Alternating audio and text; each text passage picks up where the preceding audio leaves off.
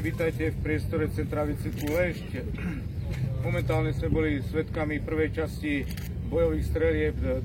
mechanizovaného práporu účelového uskupenia počas cvičenia Slovak Shield 2025. Cvičenie Slovak Shield 2025 je vyvrcholením výcvikových aktivít tohoto roku v taktickej príprave pozemných síl, samozrejme za podpory ostatných zložiek ozbrojených síl. Cvičenia sa zúčastňuje momentálne 7 spojeneckých krajín, tu samozrejme ozbrojené síly Slovenskej republiky.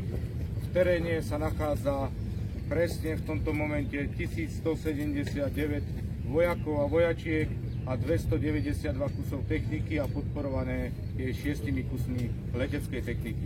Cvičenie má za cieľ preveriť pripravenosť ozbrojených síl si plniť svoje poslanie zo zákona, zlepšiť interoperabilitu výcviku s spojeneckými krajinami a samozrejme preveriť niektoré prvky plánu obrany Slovenskej republiky v prípade krízy.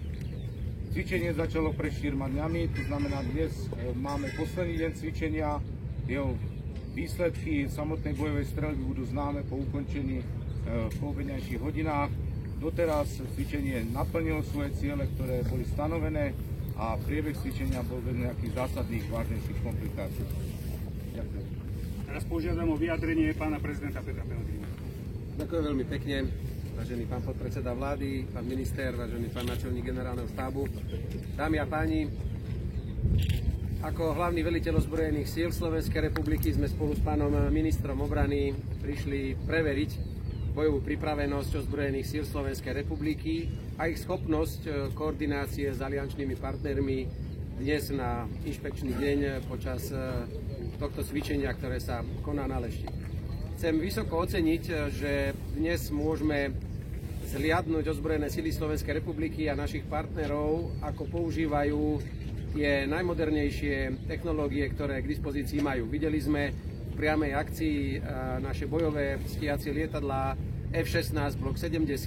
Videli sme vrtuľníky Black Hawk, ktoré máme k dispozícii už niekoľko rokov. Videli sme nasadenie špecializovaných jednotiek. Jednoducho aj toto cvičenie ukazuje priamo v reálnom živote to, akým modernizačným procesom prechádzajú ozbrojené sily Slovenskej republiky a za čo patrí vďaka aj ministrovi obrany, aj náčelníkovi generálnemu štábu a celým ozbrojeným silám. A ukazuje sa, že skúsenosti z vojnového konfliktu na Ukrajine podstatne menia celý doterajší spôsob a chápanie a myslenie, ako bude vedený v budúcnosti bojový konflikt, a na to sa treba adaptovať a na to treba ozbrojené sily Slovenskej republiky aj pripraviť. A preto vyjadrujem presvedčenie a podporu všetkým ďalším modernizačným projektom, pretože som presvedčený, že ozbrojené sily Slovenskej republiky musia byť do budúcna vybavené tou najmodernejšou technikou, aká k dispozícii je, aby boli schopné kedykoľvek brániť územnú celistvosť Slovenskej republiky,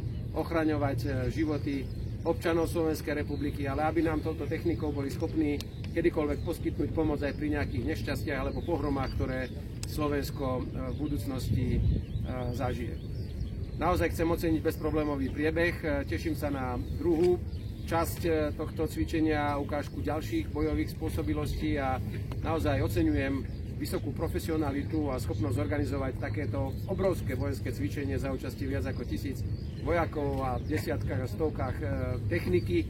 A pevne verím, že aj takýmto spôsobom toto cvičenie a následne aj predstavenie schopností ozbrojených síl celej slovenskej verejnosti bude naďalej budovať tú vysokú mieru dôveryhodnosti a dôvery, ktorú ozbrojené síly Slovenskej republiky medzi občanmi našej vlasti požívajú. Ďakujem veľmi pekne.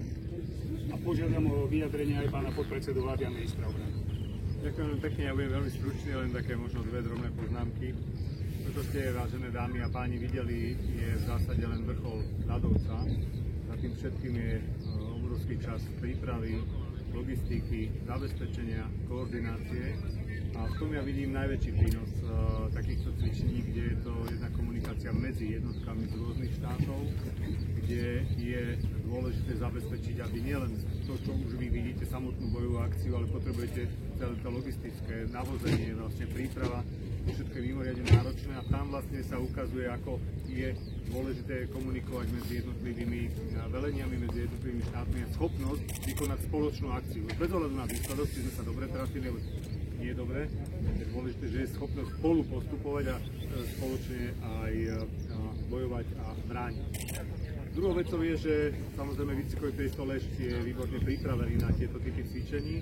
Práve jeho modernizácia posledných 15 rokov zabezpečila, že aj pre jednotky, ktoré sa tu zúčastňujú, je výbornou príležitosťou na precvičenie všetkých prípadných scenárov, ktoré sú k dispozícii, a preto vlastne toto je tá cesta, ktorú budeme pokračovať. Mnohé z tých, ktoré tu pripravujete v rámci vojenských a bojových cvičení, potom vidíte aj v civilnom priestore. Keď si zoberiete posledná operácia, ktorá bola v rámci mimoriadnych situácií súvisiaca s ochorením hovedzieho dobytka, bola práve zabezpečovaná aj ozbrojenými silami, kde musíte pripraviť štáb, kde musíte zabezpečiť logistiku, kde musíte mať dostatok vojakov, ich rotáciu, ich odpočinok, ale aj samotnú prípravu. To sa vlastne vzniká na takýchto cvičeniach, ktoré sú mimoriadne dôležité. Čiže to nie je samoučelné. Dnes sme videli len ten vrchol, ten koniec tej celej prípravy, ktorá počas toho výcvikového roku prebieha, a myslím si, že môžeme ozbrojeným silám aj pánovi generálovi zablahoželať k tomu, aký to priebeh má. Ďakujem.